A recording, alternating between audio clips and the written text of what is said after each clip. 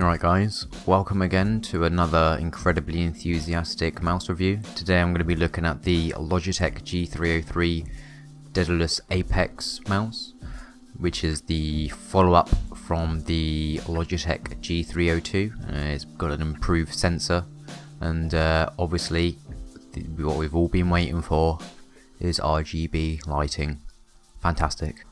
So what are we waiting for? Let's get started, everybody. Alright, so let's start off by going through some of the minor technical specifications that people may care about. It's got a PMW 3366 sensor. It weighs approximately 87 grams with just the mouse, 133 grams with the cable included. It's 115 millimeters long, 65 millimeters wide, and 37 millimeters tall. And it's got a braided cable, which is good news for some and terrible memories for others, which is roughly around 2 meters long. The USB polling rate is obviously 1000 Hertz. It's also got a 32-bit microprocessor, brilliant, dying for one of those, and it also supports 18-point-fuck-knows million colors. Brilliant. That's again something that we've all wanted. It's got 6 programmable buttons and 3 onboard memory profiles. Now this part, I think you do need the Logitech software installed. The main way it meant to work is that if you go to a different PC with the mouse, plug it in, download the software, and it will carry over your settings, or you could just live without your special customized colors for a brief session.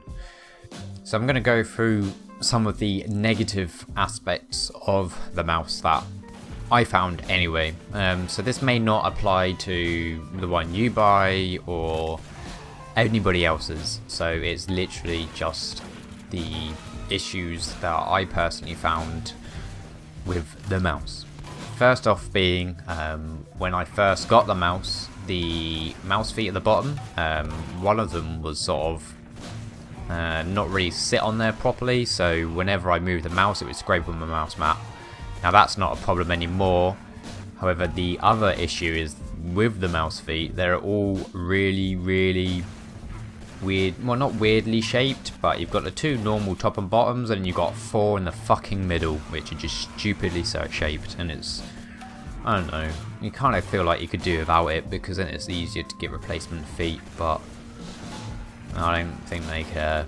Anyway, another down draw that I would say would be the lighting system, just because I personally fucking hate having mice with flashy lights. I just think that if at the end of the day you are using the fact that your mouse has a amazing shit hot lighting system, then maybe you need to sort of work out something that is a lot better to actually shout about, instead of just something that's just a cosmetic aspect and doesn't really affect the workings of the mouse. It's like, I don't give a shit about your lights, just get rid of them and make the mouse fucking lighter, you know, or at least make the mouse fucking normal shaped, which, going on to the next thing, the mouse isn't shaped normally, and it's fucking annoying, because this mouse would have been a lot better if it was just shaped like a normal mouse. How they managed to go from making the MX518 or the G400 or the G502 or the G100, you know, mice that are all shaped like a standard mouse, and just, I don't know, it looks like they did try, but when it got to the bottom part, they just got completely confused and sort of just chopped off 2 parts of it, and that was it. And they were like, yeah, this will do fine, brilliant, let's get rid of it. And for some people that are quite particular about the shape of the mouse, they're going to have a problem with it. I can live with it, but it is just annoying because the mouse would have been a lot better. And if you want a normal size mouse, you have to, with this sensor and this performance, you'd have to spend more money on the G502, which isn't always the option for everyone. I mean, this mouse is quite pricey as it is, but you know, it would just help at the end of the day, I would say. Now, apologies for the minor rant about the shape and all that bollocks. Looking on the good side of it, it is fucking good performance wise. Like, it is the sensor inside has apparently got no smoothing, no acceleration or anything like that, and it's absolutely amazing. It is literally a really good performing mouse. In games like Counter-Strike, Reflex, Team Fortress 2, I've had no problems with it whatsoever. And when I go back to like a different mouse, it always feels a little bit weird. Like there's just not, something just doesn't feel right when I go back to another mouse. It might be because I've been using a mouse with a retarded shape and I'm going to one which is normal, and that might be it, but it just doesn't sort of feel as responsive when I'm using it in game with other mice compared to this one. So that is how good the sensor is on this mouse. I highly recommend it to anyone, as long as you're not incredibly particular about the shape of the mouse. And again, that would be the major downside. If you know, you sort of get a strain in your hand when you've been playing a lot, and that's why you've got to have a particular shape, then yeah, this mouse isn't for you, unfortunately. I guess it's a tough ship. Another thing as well, the switches on it are really good. So it all uses mechanical switches throughout the board. The DPI switcher is really good, doesn't get too much in the way, which I thought it was, because it's quite raised up, but it's absolutely fine. Mouse 1 and 2 buttons, absolutely fine. I've had no problems with them at all, and they feel really responsive. The side buttons, really well placed. They're not too out of the way and they're not too hidden, so it's difficult to sort of reach them and utilize them if you're in game. And the scroll wheel, I'm proper anal about the scroll wheel. Like, if the mouse doesn't have a good scroll wheel, then I fucking hate it. I'm not going to use it. But this scroll wheel is really good. It doesn't sort of wobble in any way. I've never had any sort of problems with it flicking too far or being too light to the touch. It's absolutely fan-dabby-dozy.